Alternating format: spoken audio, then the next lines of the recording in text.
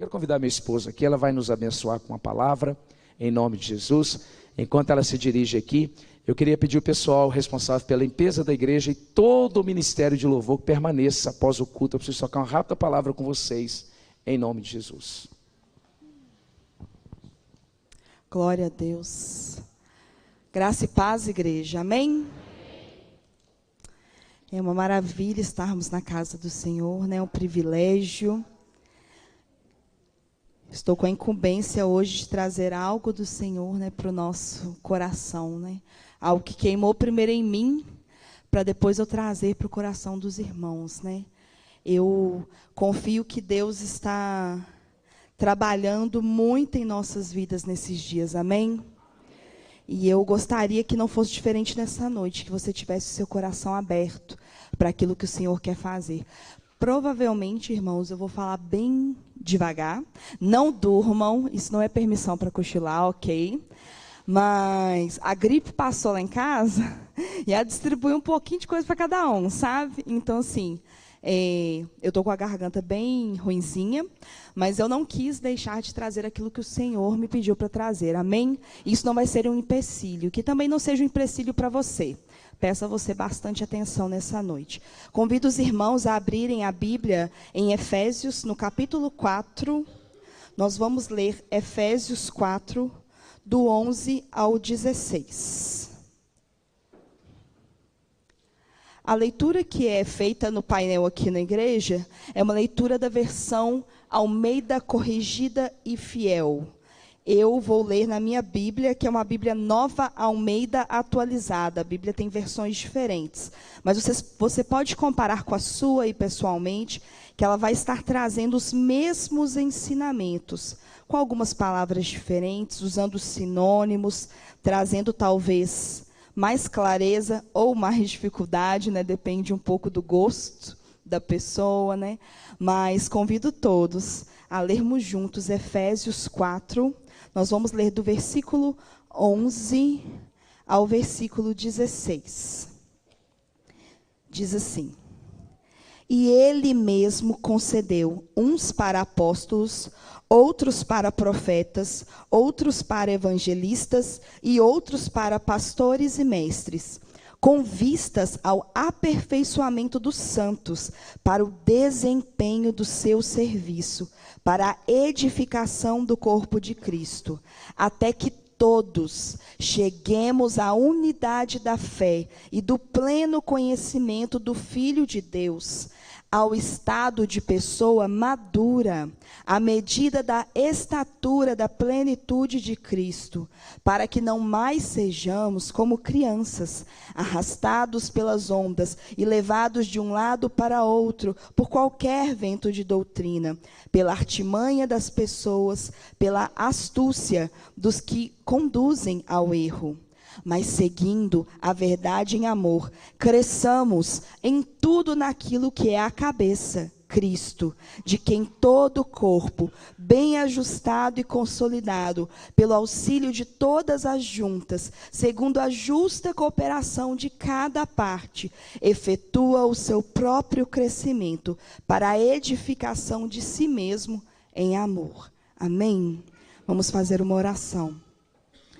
Deus, Pai, quero colocar a tua igreja em suas mãos. Eu oro a ti, ó Deus, pedindo que o Senhor faça, Pai, um milagre da iluminação da sua palavra em nossas mentes. Que o teu Espírito Santo nos traga clareza, que nesse momento o Senhor nos envolva com a tua palavra, nos envolva com aquilo que o Senhor quer falar conosco.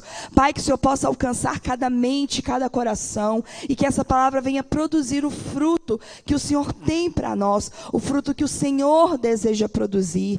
Pai, pedimos ao Senhor para que o Senhor nos dê entendimento daquilo que o Senhor quer nos falar. Muito obrigado por essa oportunidade. Nós confiamos no Senhor para falar conosco hoje. Em nome de Jesus. Amém. Amém. Fique à vontade no seu lugar. Queridos, nós acabamos de ler um texto de Efésios muito rico. um texto muito bonito, cheio de vírgulas, que às vezes fica um pouco difícil de entender, mas é um texto muito bonito que fala sobre o ministério que Deus entregou às pessoas e o serviço que Ele tem para todos nós como seu corpo. A palavra diz que Ele concedeu dons ministeriais. Ele chamou pessoas para terem atribuições específicas, ocuparem lugares específicos no corpo dele. E com que objetivo? No versículo 12 nós vemos que é com objetivo, com vistas ao aperfeiçoamento dos santos, para o desempenho do seu serviço, para a edificação do corpo de Cristo. O objetivo de Deus dar dons às pessoas é para que nós sejamos edificados, para que um ajude no crescimento do outro, no desenvolvimento do outro, para que um possa colaborar na fraqueza, na dificuldade do outro. Com que objetivo isso? Com o objetivo de que todos cheguem a uma unidade de fé. Com o objetivo de que todos venham a conhecer Jesus, o Filho de Deus, e possam ser parecidos com Ele, possam chegar ao estado dele, à estatura dele, de uma pessoa madura, alguém adulto, completo.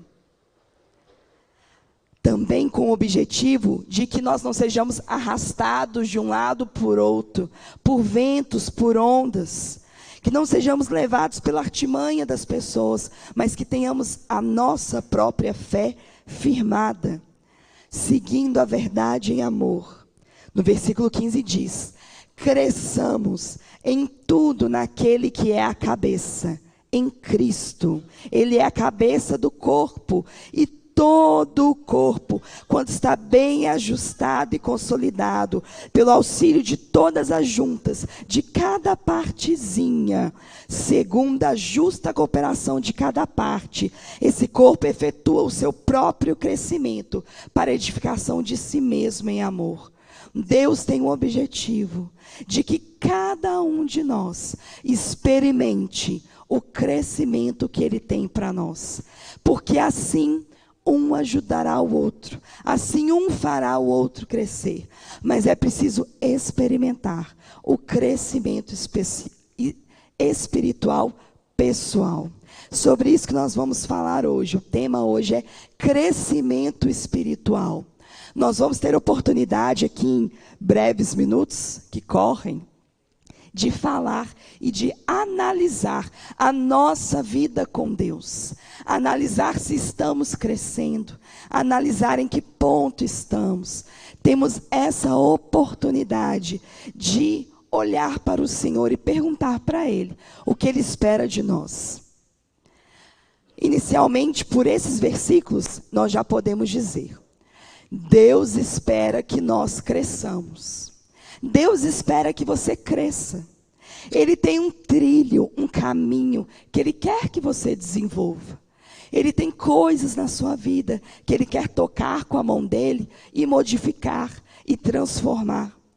Ele quer nos desenvolver. E a Bíblia, em muitos momentos, gente, quem conhece a minha voz deve estar achando muito estranho, mas está entendível? Está sendo possível entender o que eu estou falando? Digam amém para eu ficar tranquila. Obrigada. Continuando então, a Bíblia é cheia de palavras e de figuras para falar do crescimento do cristão. Uma figura muito comum é a própria figura do desenvolvimento natural da pessoa humana. Por isso nós lemos expressões como criança espiritual, meninos na fé. Lemos expressões como leite em contraste com a comida sólida. Nós lemos expressões como se tornar um homem perfeito, como se tornar alguém maduro. Essas expressões se referem a essa figura. Mas Deus não está falando simplesmente que nós devemos crescer e ficar com 1,78 m, 1,79 m ou 1,60 m, né? Não sei qual era a estatura de Jesus. Mas Deus está falando do nosso ser espiritual. A criança natural, essas que nós temos entre nós, os nossos filhos, eles crescem de forma gradual, de forma muitas vezes lenta e de forma progressiva. O natural é isso, não é mesmo? Que a criança vá crescendo progressivamente, cada vez se desenvolvendo mais em habilidades, em tamanho. E por isso nós, na convivência diária, não percebemos o crescimento da criança. Ocorre muitas vezes aquele fenômeno de um inverno para o outro, as calças não servirem mais. Chega uma certa idade da adolescência que tem que cortar tudo e fazer bermuda, porque nada mais serve, porque houve um crescimento natural e que muitas vezes nem percebemos, porque sempre o comum é que seja um crescimento sem esforço. Nós não fazemos nada para que a criança cresça. E quando assustamos, ela já cresceu. Da criança espiritual, falando agora da criança espiritual, muitas vezes nós esperamos que seja da mesma forma, que o crescimento seja natural, que o crescimento seja praticamente automático. Nós, quando chegamos a Cristo, nos encontramos com Ele, recebemos tantas promessas e imaginamos que daqui para frente é só vitória, é só transformação, é só mudança, é só avanço. Mas diferente da criança natural, a criança espiritual, ela se desenvolve numa jornada fluida, numa jornada que não pode ser prevista totalmente. A minha jornada é diferente da jornada de cada pessoa que está aqui.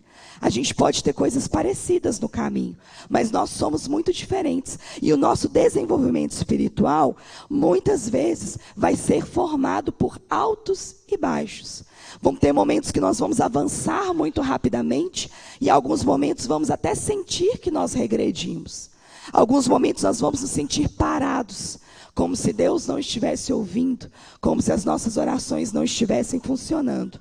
Mas Deus está sempre trabalhando em nós, para nos transformar. Amém? O objetivo dele é nos transformar.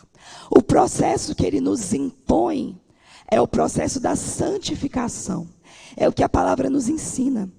E o bonito é que Deus tem sim um alto padrão, mas Ele não nos deixa sozinhos. Ele nos dá o Espírito Santo, que é quem nos ajuda e nos orienta nesse caminho. Ele nos dá força para vencermos as dificuldades. Entretanto, Ele não faz tudo sozinho. Não é automático. Eu tenho tanta dificuldade nessa área. Um dia eu acordo e não tenho mais dificuldade. Já cresci, já amadureci. Não, é necessário um trabalho que gasta tempo, um processo em que eu preciso me dispor. Na verdade, diferente da criança, que não pode, a criança natural, que não pode ter síndrome de Peter Pan, e falar, não, agora eu quero parar de crescer, vou ser criança para sempre. Não adianta querer isso, porque não existe, é apenas uma história. A criança espiritual, ela, através de suas decisões diárias, pode muito influenciar o seu progresso espiritual. Aquilo que eu e você decidimos fazer no nosso relacionamento com Deus, interfere na nossa caminhada, interfere no nosso progresso. Por isso, o crescimento espiritual, ele pode ser intencional. Eu posso decidir tomar atitudes diariamente para que eu cresça espiritualmente. E é por isso, queridos, que cada um tem a sua jornada. E, de fato, alguns crescem rápido. Outros crescem até certo ponto e param. Outros crescem devagar e continuam crescendo. Porque cada um vai ter a sua experiência pessoal. Nesse assunto, eu encontrei um livro muito interessante, até trouxe ele para poder não ficar nas minhas palavras.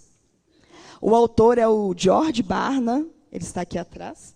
Ele é um pesquisador americano e ele é muito respeitado, escreveu muitos best-sellers. A empresa que ele lidera de pesquisas é um dos melhores institutos de pesquisa do mundo. Tenho certeza que não deve ser estranho para alguns aqui esse sobrenome Barna, que é o nome da instituição dele. E ele escreveu um livro chamado Fé ao máximo, em que ele fala sobre a jornada cristã, a jornada de transformação que Deus deseja para os seus. Ele fez uma pesquisa entre os anos de 2005 e 2010, entre os cristãos adultos americanos. E o que ele quis fazer entre os norte-americanos? Ele quis medir, de certa forma, através de suas pesquisas, todas fundamentadas, como estaria o crescimento dos cristãos. E ele, através de seu estudo, ele indicou paradas na jornada de integridade de cada pessoa. Porque, como eu disse, nós podemos progredir cada vez mais em crescimento espiritual, ou nós podemos até mesmo frear o nosso crescimento. Nós podemos parar em alguns pontos. E aí eu queria brevemente falar sobre essas paradas que ele cita. Um gole de água para continuar.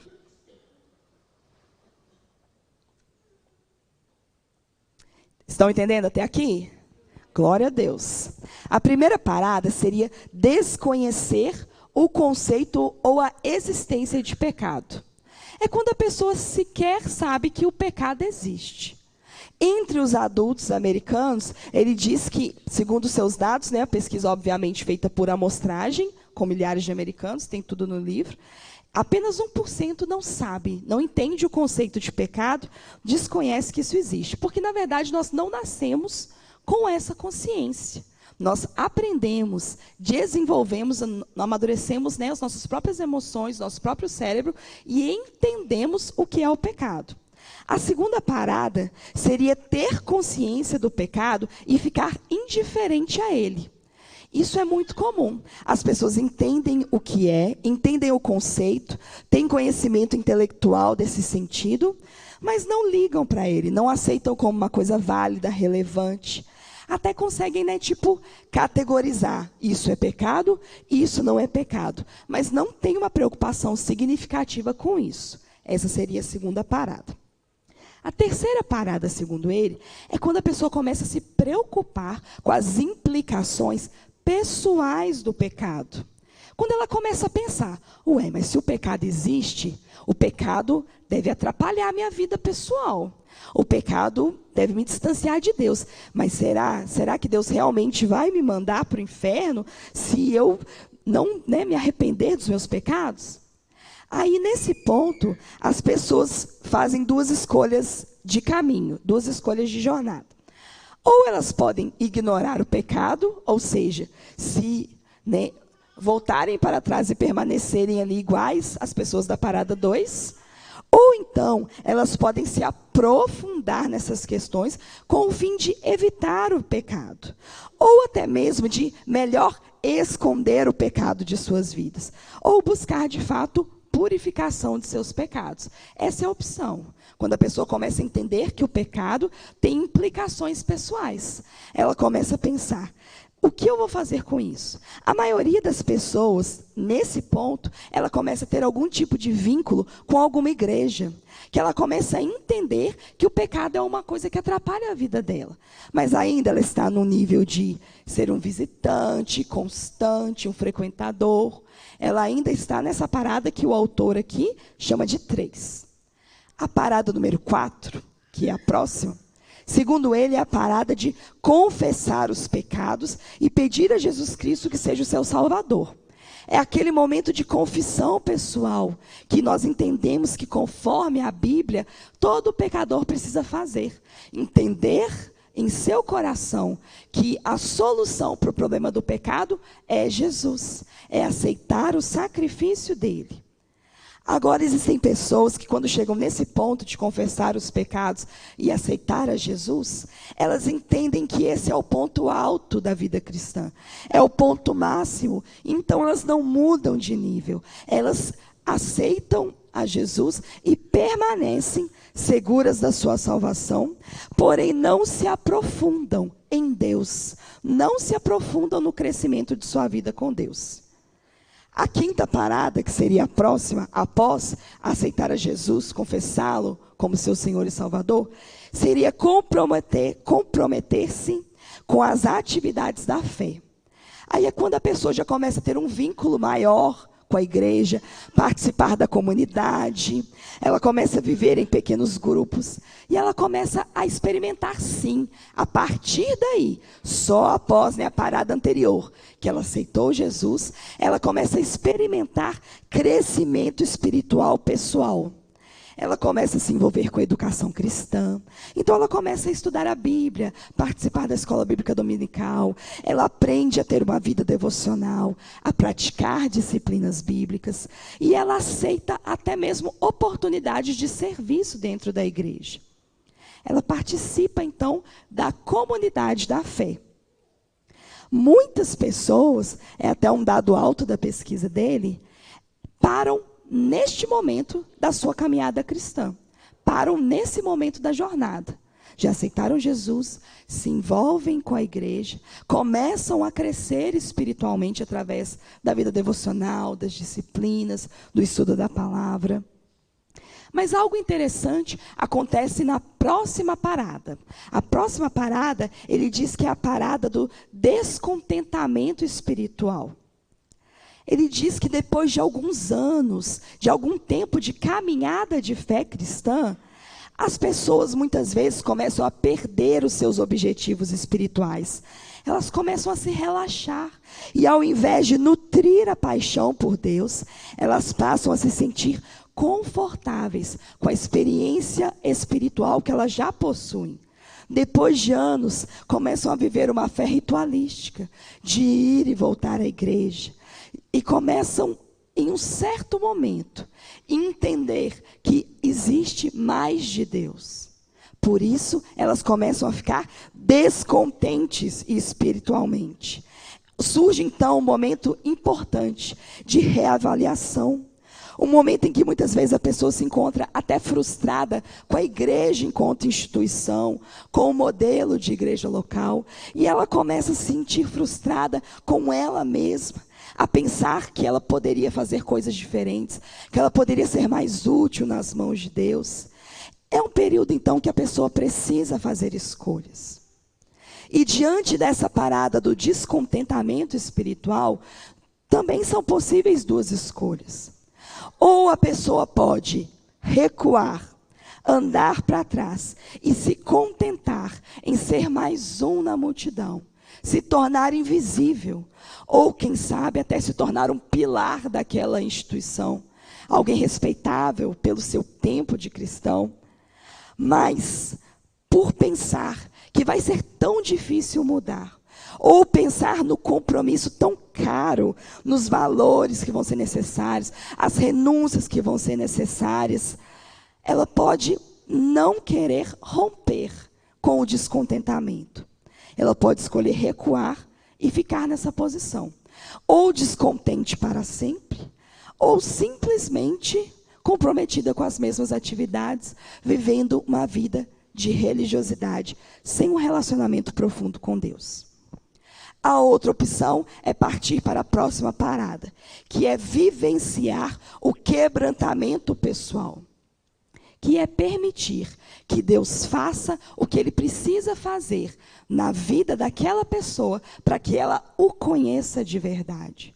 O quebrantamento vai envolver reflexão, meditação, vai envolver tristeza, vão haver circunstâncias de sofrimento, vai ser um momento de autoavaliação, um momento de ouvir Deus, um momento de realinhar eu e Deus.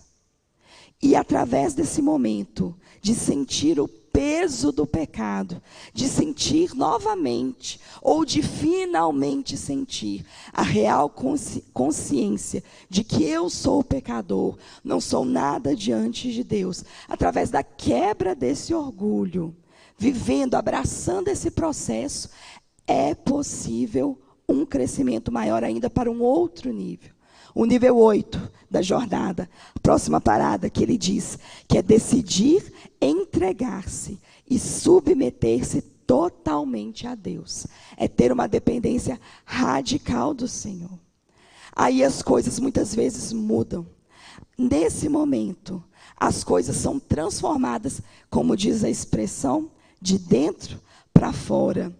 É um momento de entrega total, de submissão completa, de dependência absoluta, onde muitas vezes o cristão vai entender que ele precisa fazer menos atividades e ter mais tempo sozinho com Deus. É quando o cristão vai desenvolver maturidade e proximidade, conexão com Deus, onde vão haver mudanças interiores, não apenas exteriores.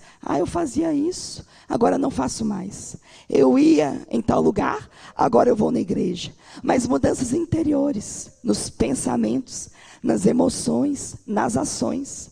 É um tempo em que o cristão ouve a Deus e os cristãos maduros para poder se decidir. Interessante que na pesquisa dele ele diz que chegar nesse nível aqui, apenas 1% dos cristãos americanos chegam.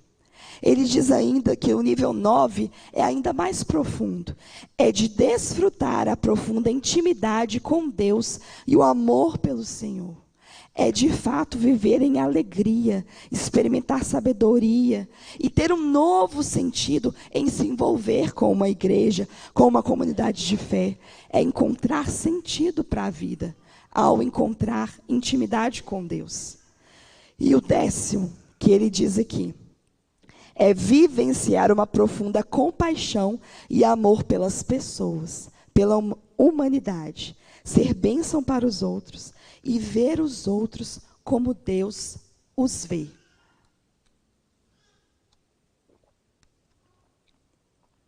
A grande questão que ele traz dentro de toda essa jornada, como eu disse antes, ele cita duas coisas interessantes. Primeiro, que a jornada ela é fluida. Então, não é, ele descreve, em 10 passos, mas não significa que a história de todos vai ser exatamente essa em 10 passos. Ele diz que muitas vezes as pessoas estacionam em algumas paradas específicas. Elas param e não continuam na caminhada. Por exemplo, elas chegam ao ponto de que depois que aceitaram a Jesus, entenderam a obra dele na cruz, vieram para a igreja, começaram o seu crescimento, começaram a se envolver com atividades, começaram a conhecer a Deus e depois pararam. Segundo a pesquisa dele, as pessoas que param nesse ponto são a maioria, que param nesse ponto da caminhada cristã. Uma outra coisa que ele fala na pesquisa dele, que acontece muito, é que as pessoas, elas vão até o momento do descontentamento, mas elas não suportam o quebrantamento. Quando Deus começa a pedir coisas a elas, quando Deus começa a querer renúncias, confrontá-las com seus pecados, elas preferem ou regredir para continuarem sendo alguém comum, que está na igreja, ou até mesmo voltar ao ponto de serem indiferentes ao pecado. E aí elas saem das comunidades, deixam de estar nas igrejas e começam a agir como se o pecado não fosse nada importante, como aquele ponto 2 lá atrás. Segundo ele, o que o chama mais atenção é esse fato. O fato de que a maioria dos cristãos não vai chegar a vivenciar um quebrantamento verdadeiro com Deus. E sem esse tempo de quebrantamento, de quebra de orgulho, algo que podemos chamar também de morte do eu, sem essa renúncia interior, sem confrontar os seus próprios pecados totalmente, não é possível continuar crescendo espiritualmente. E é tão sério que ele fala, que ele cita assim, em relação à nação dele, aos Estados Unidos. Ele diz assim: nosso país tem mais de 100 milhões de cristãos nascidos de novo. Aqueles que afirmam ter proferido alguma forma de oração do pecador e convidado Jesus para salvá-los. Você não acha que um país com 100 milhões de pessoas que entregaram a vida para Cristo deveria ser uma nação que refletisse os padrões e o estilo de vida bíblicos?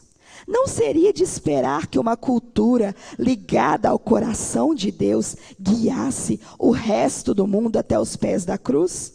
Mas pelo exemplo do que por belas palavras e eventos religiosos?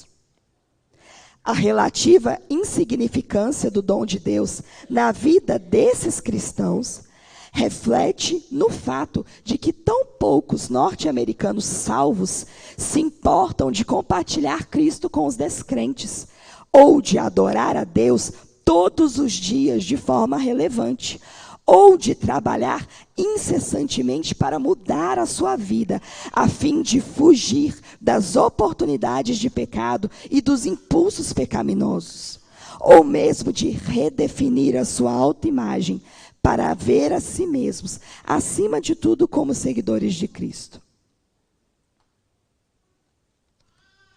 Nas palavras dele aqui, minha pesquisa mostra que a maioria dos norte-americanos que confessam seus pecados a Deus e pedem que Cristo seja o seu Salvador, ou seja, cristãos nascidos de novo, vivem de forma quase indistinguível dos pecadores não arrependidos, e a vida deles produz pouco fruto para Deus, se é que produz algum. Ele é muito sério nas palavras dele, não é, irmãos? E ele confronta a nossa realidade. Eu não pesquisei a respeito do nosso país. Não sei se contamos proporcionalmente com muitos mais cristãos nascidos de novo do que os Estados Unidos. Mas uma verdade é a seguinte: nós estamos de fato fazendo diferença. Nós estamos de fato mostrando ao mundo o amor de Jesus, sendo conhecidos como discípulos dele. Isso é um assunto chamado crescimento espiritual. A maioria dos cristãos, querido, infelizmente, não está crescendo. A maioria dos cristãos não está sendo transformada como Deus quer que nós sejamos. Ele quer nos transformar. Ele quer que nós cresçamos, que desenvolvamos. E por que será que a gente não está crescendo? Será que é porque nós não sabemos que podemos crescer? Ou será que é porque nós não queremos crescer? A vida adulta, ela traz muitas responsabilidades. São muitos boletos para pagar, amém? São muitas pessoas que dependem de nós. São muitas atividades, é uma correria terrível. Por isso, muitas vezes, nós temos saudade da infância ou da adolescência. Eu, pelo menos, tenho saudade da adolescência. Acordava, no meu caso, eu acordava 10 para 7 da manhã, colocava o uniforme por cima do pijama, a cara não queima, né? Adolescente, ia para a escola, voltava correndo, com fome, assistir Papaléguas, que era o que passava na minha época, junto com meu irmão, que estava lá de boa. Depois, minha mãe e meu pai não estavam em casa, né, foram trabalhar, ficava ali deitada até a hora do jornal hoje. Na hora do jornal hoje, corria para lavar as vasilhas, né? Quando começava a sessão da tarde, via a sessão da tarde. Quando dava os intervalos, ainda arrumava alguma coisa, porque 5 horas minha mãe chegava. E se não tivesse limpado o fogão, eu ia ter alguns problemas. Então, era muito tranquila. É muito bom. As expectativas que as pessoas têm sobre o adolescente, sobre a criança, são outras. A vida adulta, ela também traz desafios. A vida adulta não é confortável. Eu faço escolhas por mim. Eu assumo as consequências. Eu me torno protagonista da minha vida. Quando algo dá errado, eu não preciso culpar ninguém. Eu preciso ver onde eu estou errando. Como adulto, eu conheço as minhas limitações pessoais. Como adulto, eu preciso saber os meus talentos e dons. E como adulto, eu posso planejar e realizar um futuro. Muitos pensam, ou pensavam, meus 18 anos, minha carteira, vou sair dessa casa, vou fazer ele acontecer. Por quê? Porque imaginavam que crescer seria muito bom. Eu digo, é muito bom, mas não é fácil, é um pouco penoso. Por isso, muitos cristãos não querem crescer. Muitos cristãos querem continuar na mesma situação.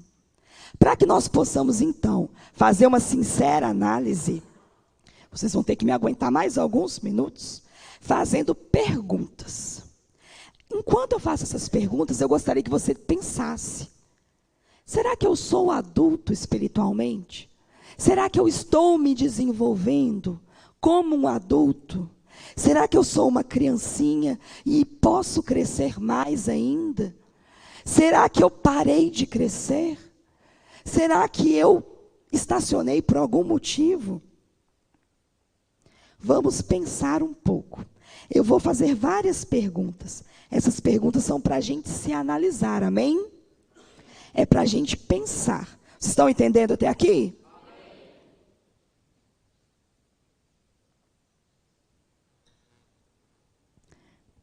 Primeira pergunta. Eu entendo e eu sinto que eu sou um pecador? Parece fácil, né? Todo mundo fala assim, claro, eu sei que eu sou um pecador, eu peco todo dia. Mas a pergunta se desenvolve. O que eu faço quando eu peco? Eu me conforto com as minhas justificativas ou eu me arrependo? O pecado, sinceramente, me incomoda? Aquilo que eu vejo em mim. E não apenas aquilo que eu faço, mas aquilo que eu sou. Aquilo que tem sido uma característica minha. Isso me incomoda? É algo que eu quero mudar? Segunda pergunta. Como eu me relaciono com Deus quando as coisas saem do meu controle ou quando as coisas não dão certo? Eu me revolto? Eu sinto raiva de Deus? Eu aprendi a ser agradecido quando as coisas não vão bem? Ou eu preciso que as coisas sejam do meu jeito? Meu relacionamento com Deus, ele é de um filho mimado? Uma próxima pergunta. Será que eu sou dominado por emoções ruins? Quais são as emoções mais comuns do meu coração? Eu estou sempre indignado com alguma coisa? Eu estou sempre reclamando? A minha palavra para com as outras pessoas é boa ou ruim? Queria pedir rapidamente, pode lançar aqui na tela, 1 Coríntios 3, 1 a 3. Todas as perguntas poderiam ter uma base bíblica, mas nós precisaríamos aqui de ficar até meia-noite, não é o caso. Em 1 Coríntios 3, 1 ao 3 está escrito: E eu, irmãos, não vos pude falar como a espirituais, mas como a carnais, como a meninos em Cristo. Com leite vos criei, e não com carne, porque ainda não podíeis, nem tampouco ainda agora podeis, porque ainda sois carnais. Pois havendo entre vós inveja, contendas e dissensões, não são porventuras carnais?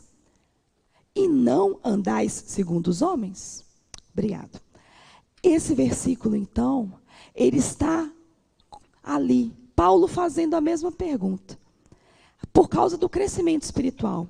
Ele fala que não podia dar comida sólida, mas ele tinha que dar leite. Por quê? Porque havendo ali inveja, dissensão, contenda, tendo brigas, problemas, aqueles corações ali daquela forma, havia um claro sinal de que não havia maturidade espiritual. Mais uma pergunta. Com qual expectativa eu venho à igreja? De receber bênçãos de Deus? De receber proteção? Se eu não vier, eu não estou protegido para a minha semana. Se eu não vier, eu não vou ser perdoado. Se eu não vier, eu não vou adquirir prosperidade material. Qual é a minha intenção quando eu venho à igreja? Qual é o motivo do meu relacionamento com Deus? Eu venho por costume? Eu venho porque alguém me disse que eu tenho que ir? Será que eu confundo meu relacionamento com Deus com o fato de estar aqui na igreja simplesmente?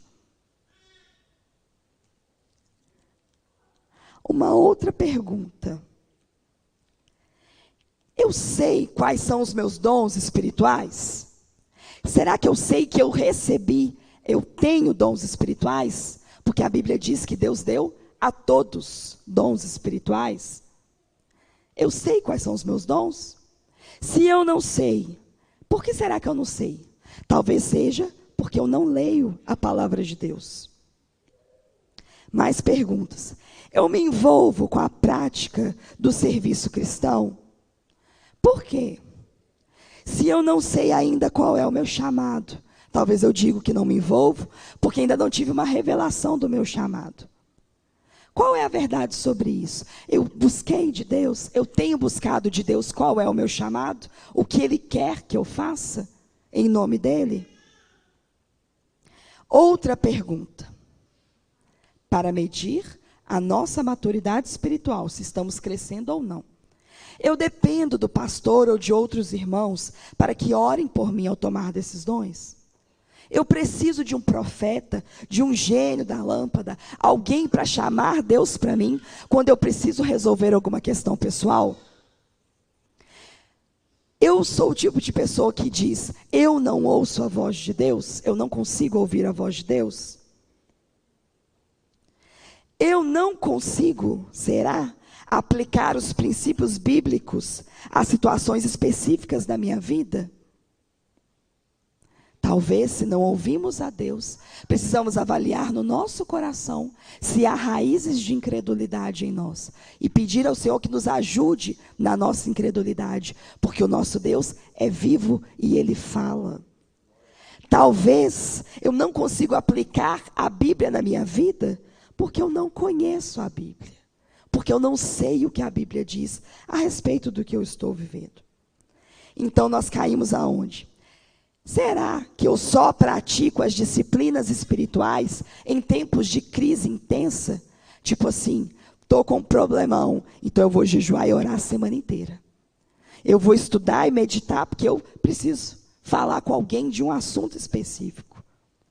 Qual é o argumento que eu uso para não ser uma pessoa disciplinada na leitura da Bíblia, na oração? O mais comum é a falta de tempo. Mas será que não se trata, na verdade, de falta de vontade de praticar disciplinas bíblicas? Falta de vontade de jejuar? Falta de vontade de ler a Bíblia? Falta de vontade de orar? Outra coisa para a gente ficar atento se estamos crescendo espiritualmente. Eu sou alguém ensinável? Alguém que aceita ensinamento? Ou será que eu já fui assim, mas deixei de ser ensinável? Será que eu acho que eu só posso ser ensinado por alguém que é superior, melhor do que eu? Ou será que eu posso avaliar o culto através de quem pregou, de quem ministrou, de quem cantou? Eu só presto atenção na palavra se é pessoa X, se é pessoa Y, eu já posso ir para casa daquele horário. Se é fulano de tal que está no louvor, eu canto bem alto, levanto a mão e dou glória a Deus. Se é o Beltrano, já não tem a mesma atitude? Mais uma pergunta. Será que eu confundo frequência na igreja com crescimento espiritual? Aqui entram 2 pontos. Frequência como quantas atividades eu frequento por semana. Eu vou tanto na igreja, acho que estou crescendo. Ou também frequência como tempo. Será que os meus longos anos de igreja, ou os meus longos meses de igreja, já me deram todo o crescimento espiritual que eu posso possuir? Um ponto muito importante, uma pergunta. Eu tenho um coração perdoador? Eu estou disposto a perdoar? Mais um ponto. Será que eu me sinto confortável em não estabelecer relacionamentos na igreja? O que me impede? Será que eu tenho medo de ser vulnerável, de descobrirem as minhas falhas? Será que eu tenho preguiça das pessoas? Orgulho? Considero que elas são desnecessárias na minha vida? Ou será que na minha caminhada eu já senti tantas frustrações, já me decepcionei, inclusive com lideranças, e eu decidi não mais me envolver? Esse tipo de sentimento pode paralisar o crescimento, e ele revela falta de amor, ou um amor que já ferveu, mas que esfriou. Uma última pergunta. Na maioria das vezes, sinceramente, irmãos, as minhas decisões são baseadas na palavra de Deus ou na minha vontade? Como eu escolho as coisas da minha vida? Como eu faço a minha agenda? Como eu faço o meu dia? Como eu escolho meu trabalho? Como eu escolho os meus amigos? Como eu escolho a minha família, no sentido de construí-la? Como eu escolho tratar as pessoas ao meu redor? Como eu escolho agir mediante o sofrimento? Como eu escolho viver? Conforme a minha vontade ou conforme o que Deus, o que Jesus diz a respeito da palavra? Tudo isso, irmãos, essa volta toda, é para poder dizer que não há outra forma de crescer na palavra, crescer espiritualmente, a não ser pela palavra de Deus. Vamos ler Hebreus 5, 11 a 14?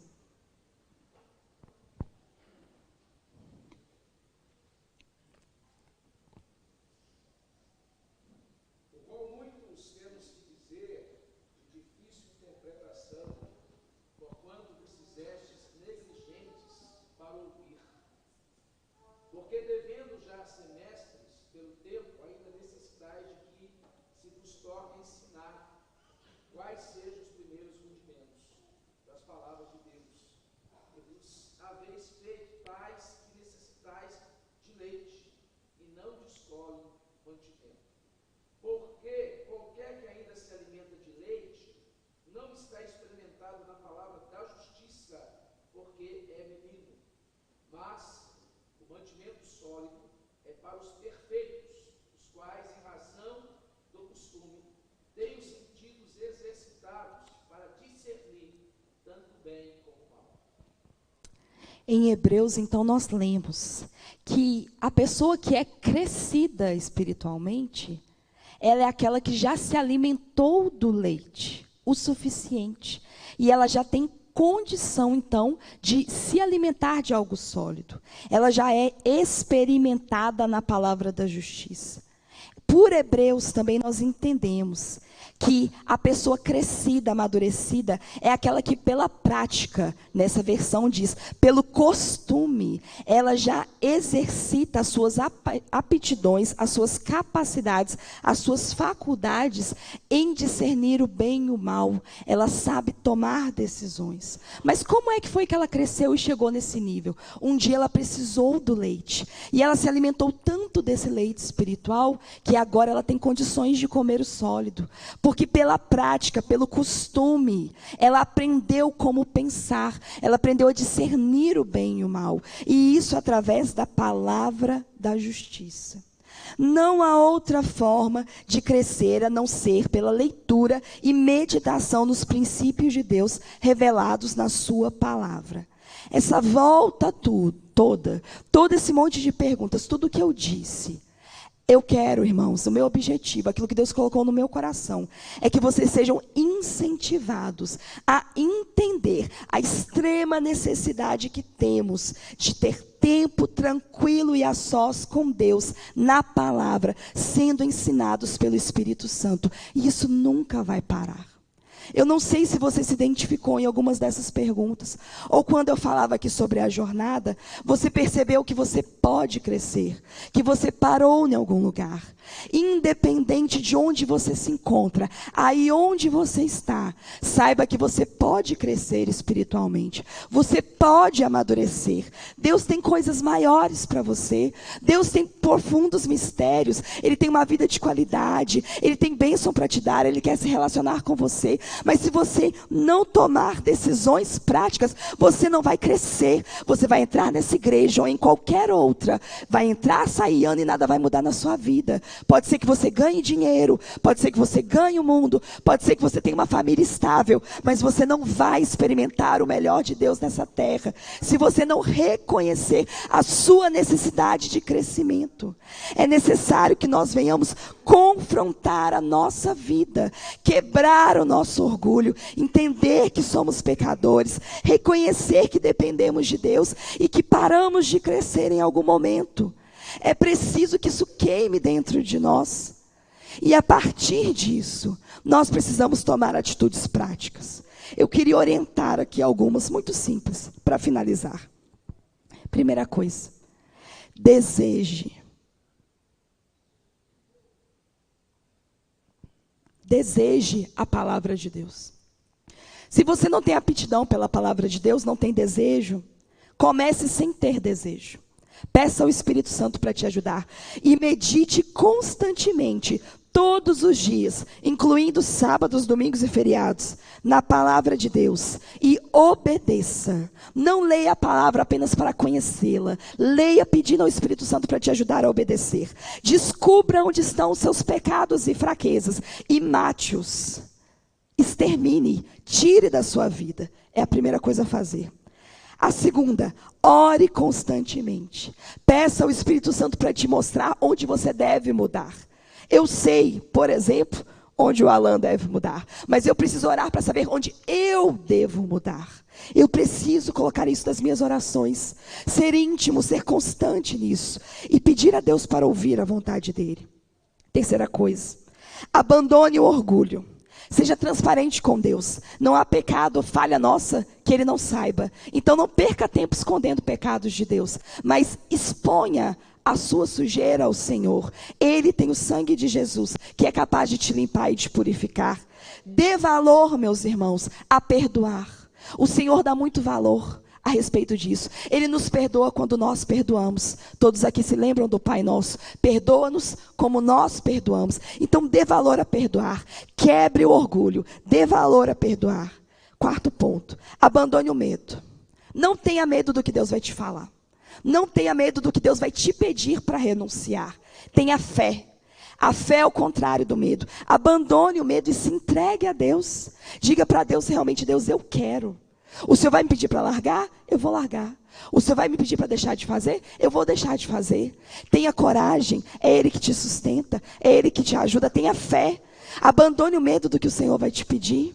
O Senhor vai te tirar do conforto mesmo, todos os dias, e vai te levar para perto dEle, em que muitas vezes existe um desconforto por causa da nossa sujeira.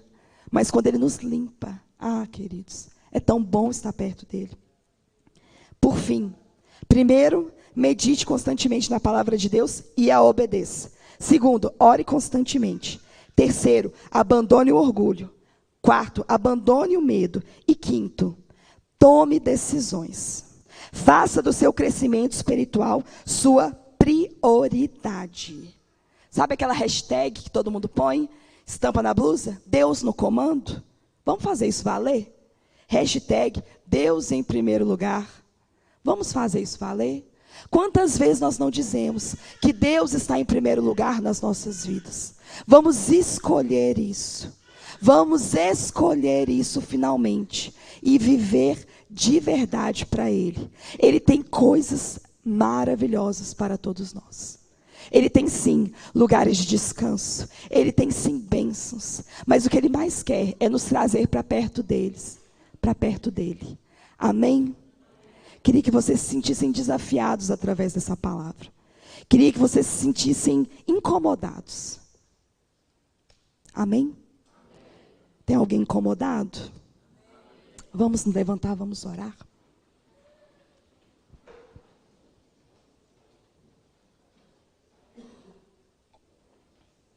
Você vai ter um tempinho agora para poder fazer a sua oração pessoal. Vou te dar 2 minutinhos, que é o tempo que nós temos, para você dizer ao Senhor aquilo que você quer dizer depois de tudo que você ouviu.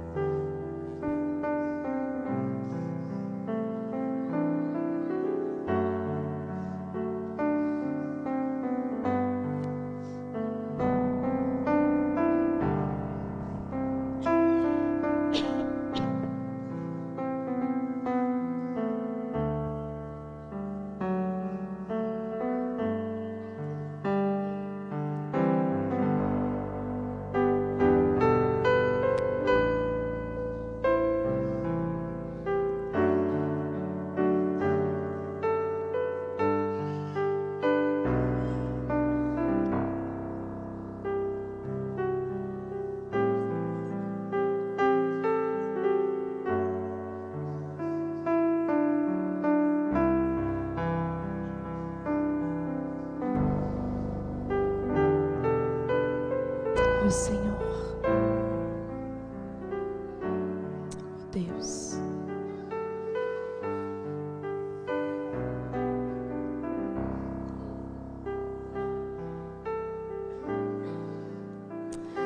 Oh Deus, nós te oramos nessa noite. Pai, eu quero orar pelo seu povo, Pai, eles são seus. São seus, Pai, não são meus. Não são de ninguém mais, senão do Senhor. E a minha oração, Pai, por cada um deles, é que eles possam, Pai, encontrar um lugar no Senhor, em que eles possam se abrir completamente para Ti. E se desnudar, Pai, e se despir, e dizer ao Senhor quem eles realmente são, e reconhecer, Pai, as suas áreas de fraqueza, de pecado, quebrando o seu orgulho, quebrando as suas dores, falando de suas frustrações. Que eles possam, Pai, ter um momento de quebrantamento pessoal contigo, que possa gerar, Deus, dentro deles, uma morte tão profunda de suas próprias vontades, um entendimento tão completo, uma convicção tão intensa de pecado, para que eles, Pai, assim como eu também preciso, possamos ser transformados como o Senhor quer. Pai, o Senhor tem muitas bênçãos descritas na sua palavra. E a bênção de encontrar Jesus, de ter o nome escrito no livro da vida, Pai, nós alcançamos, confessando a nossa necessidade de Ti, crendo na Sua palavra. Mas eu sei que existe mais, eu sei que existe mais, eu sei que o Senhor quer algo poderoso para nós enquanto estamos andando aqui. Eu sei que o Senhor quer que nós andamos vencendo as nossas batalhas. Eu sei que o Senhor quer nos usar para abençoar pessoas, para ser boca do Senhor, para ser profetas, para sermos, Pai Santo, pastores, mestres, para sermos evangelistas. O Senhor quer nos usar nessa terra com dons. O Senhor quer nos usar no seu serviço. E mais do que nos usar, o Senhor quer nos achar. O Senhor quer nos encontrar. O Senhor quer ter espaço na nossa vida. Deus, eu te peço, nos ajuda da nossa desobediência, na nossa teimosia. Nos ajuda, Pai Santo, na nossa frieza. Nos ajuda do nosso comodismo, no nosso piloto automático. Nos tira dessa situação e nos faz hoje, planta em nós hoje pelo Teu Espírito, que é quem nos ajuda em nossas fraquezas, um desejo profundo pela Tua palavra, um desejo profundo pela Tua face, um desejo profundo por orar, um desejo profundo por Te conhecer, um desejo profundo de Te amar mais do que o mundo, de Te desejar mais do que as coisas dessa terra. Tira de nós, Pai, essa ansiedade por comida, por bebida, pelas coisas dessa terra, essa necessidade de amigos, de pessoas para poder tocar o nosso coração, e ajuda-nos a entender que o Senhor é aquele que nos completa. O Senhor é aquele que nos ensina. Pai, queremos nos render ao Senhor. Queremos nos entregar totalmente, depender totalmente. Queremos Te amar, Pai. Como é difícil Te amar. Como é difícil Te obedecer. Oh Deus, o Senhor tem um alto padrão para nós. O Senhor pede que nós sejamos melhores. O Senhor pede que nós sejamos diferentes do mundo. O Senhor pede que nós venhamos amar o perdido. Eu sei que o Senhor pode nos fazer ser assim, porque a Sua palavra garante isso. A Sua palavra garante isso. A Sua palavra, Pai, é baseada na Sua palavra que eu oro,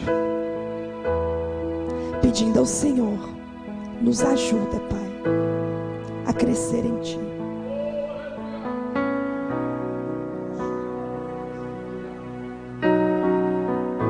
Glória a Deus. Ainda que teus olhos fechados, querido, nós vamos pedir para que Deus regue a nossa vida nessa noite. Nós vamos cantar um cântico. Se eu não estou enganado, ele chama, acho que é Jardim Secreto, ou é do Anderson Freire ou é da Aline Barros. Estou. Essência, primeira essência, né? Então nós vamos cantar esse cântico. Alguém aqui sabe tocar esse cântico? Essência. Alguém sabe tocar? Feche seus olhos. Vamos cantar esse cântico em nome de Jesus. Vamos pedir ao Senhor que venha sobre nós. Nós já fizemos uma oração, nós já colocamos diante de Deus, nós já nos humilhamos, pelo menos foi a proposta da oração, e nós vamos cantar esse cântico para nós finalizarmos essa noite, em nome de Jesus. Glória a Deus. Feche seus olhos, você que sabe, você que não sabe, os irmãos vão colocá-lo aqui para nós. Eu queria que você cantasse com todo o seu coração. Não é cantar alto, pode fazê-lo, mas é cantar com todo o seu coração. Amém? Vamos lá? Glória a Deus. Solte a sua voz. Aleluias.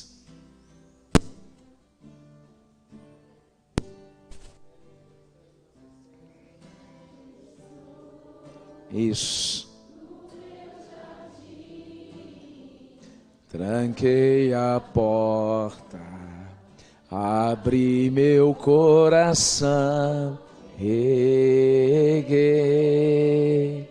minhas raízes com minhas lágrimas, gotas de adoração. Senhor, não quero que os meus olhos percam o brilho do primeiro amor por ti.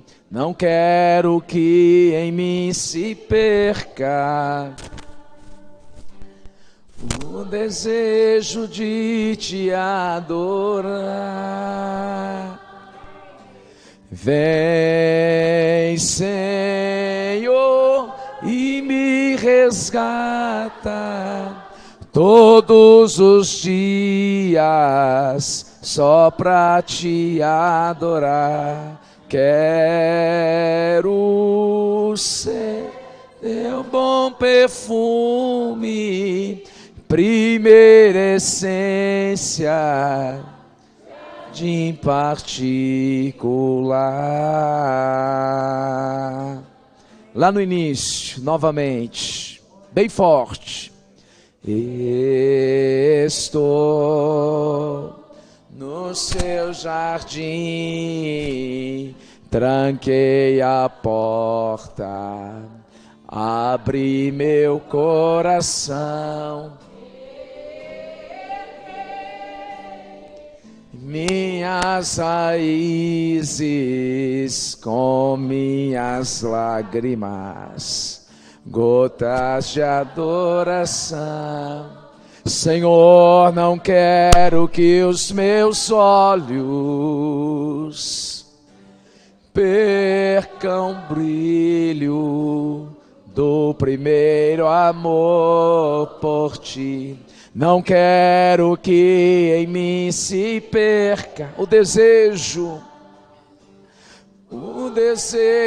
de te adorar. Vem, Senhor, vem, Senhor, e me resgata todos os dias.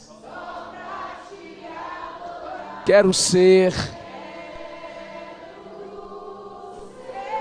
seu bom perfume, primeira essência, jardim particular. Vem, Senhor, com fé. Vem, Senhor, e me resgata todos os dias. Eu quero ser seu bom perfume, primeira essência, jardim particular. Ó Senhor, decanta lá basuri andalamarras. Bendito é teu nome, Jesus. Bendito é teu nome, Jesus. Quando era menino, falava como menino. sentia como menino, discorria como menino. Mas agora que cheguei a ser homem, eu tenho que agir como homem. 1 Coríntios, capítulo 13, verso de número 11. Antes, crescei na graça e no conhecimento do Senhor Jesus. 2 Pedro, capítulo 3, verso 18. É tempo, igreja, de deixarmos de ser meninos. É tempo de deixarmos a imaturidade. É tempo de deixarmos de sermos carnais. É tempo de crescimento. Deus quer levar essa igreja a um novo nível de intimidade.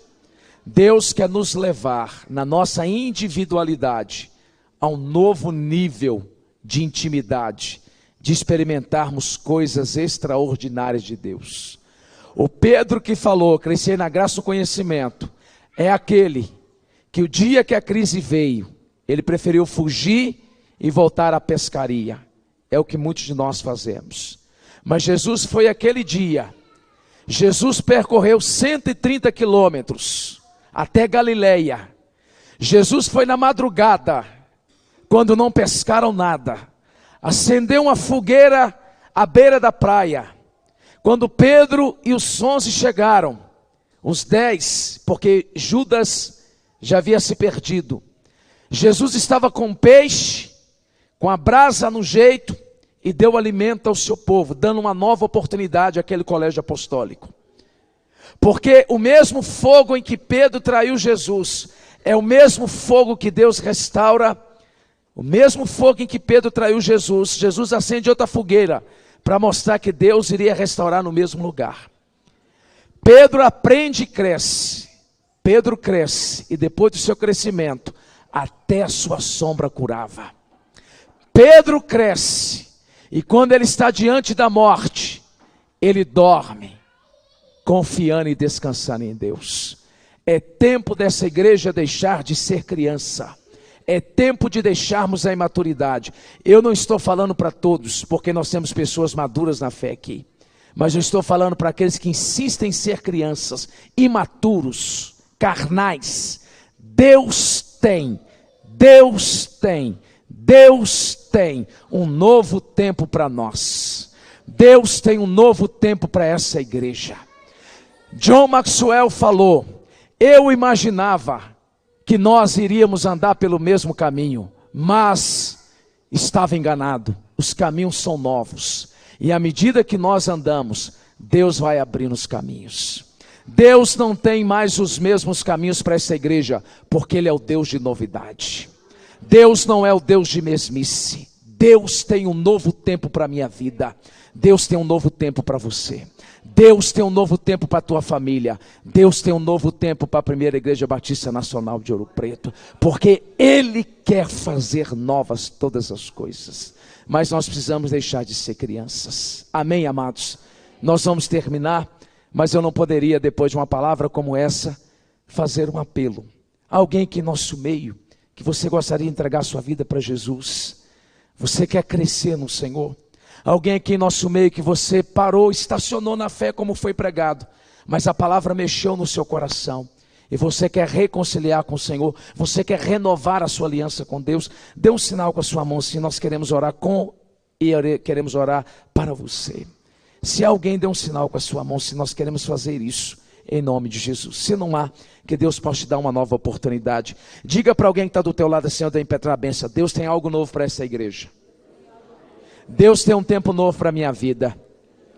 Amém! Ó, para isso ser verdade, nós vamos falar amém no gás. No gás.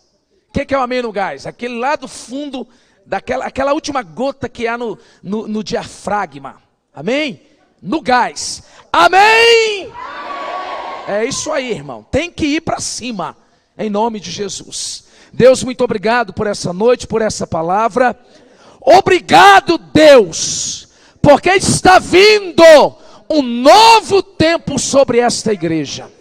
Está vindo de Cantalabassuri e Andalabarras um novo tempo sobre a minha vida. Está vindo um novo tempo para a minha família, um novo tempo para o meu casamento, um novo tempo para o meu filho, está vindo. Nós profetizamos um novo tempo para essa cidade, para esse estado e para esta nação. Coisas novas vão acontecer na tua vida. É tempo de crescimento, é tempo de irmos além, porque Deus é Deus de coisas novas sobre a tua vida. Vai acontecer em nome de Jesus. Que o Senhor te abençoe e te guarde. Canta lá, Bassuri, anda lá, Marras. Que o Senhor faça resplandecer o seu rosto sobre ti e te conceda muita graça. Que o Senhor para ti volte o seu rosto e que haja um dilúvio de paz na tua casa. Que o amor do eterno Deus, que a graça redentora do teu Senhor e Salvador Jesus, que a doce comunhão da terceira pessoa da Trindade, o Espírito Santo, seja sobre nós, sobre essa cidade, não somente hoje, mas para todo sempre. O seu amém é um aplauso bem forte a Ele, ao Senhor.